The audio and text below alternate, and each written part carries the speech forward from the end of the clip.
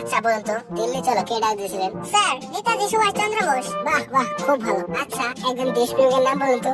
অনেকেই তো আছে, যেমন মহাত্মা গান্ধী। বাহ বাহ, খুব সুন্দর। আচ্ছা বলুন তো ভারত কবে স্বাধীন হয়? স্যার ভারত 1942 সালে স্বাধীন হব করতে করতে শেষে 1947 সালের 15 আগস্ট স্বাধীন হয়। খুব সুন্দর। এটাই লাস্ট প্রশ্ন। বলুন তো আকাশে কতগুলো তারা আছে? স্যার এখনো সেটা জানা যায়নি, তবে বিজ্ঞানীরা এটা নিয়ে গবেষণা করছে। এবার আপনি আসতে পারেন।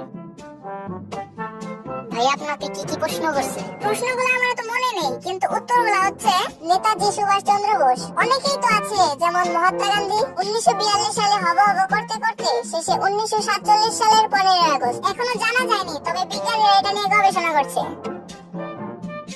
আপনার নাম কি? নেতাজি সুভাষচন্দ্র বোস। আপনার বাবার নাম কি? অনেকেই তো আছে, যেমন মহাত্মা গান্ধী। আপনার কবে জন্ম হয়েছে? 1942 সালে হব করতে করতে শেষে 1947 সালের 15 আগস্ট। আপনি কি পাগল হয়ে গেছেন? এখনো জানা যায়নি, তবে এটা নিয়ে বিজ্ঞানীরা গবেষণা করছে।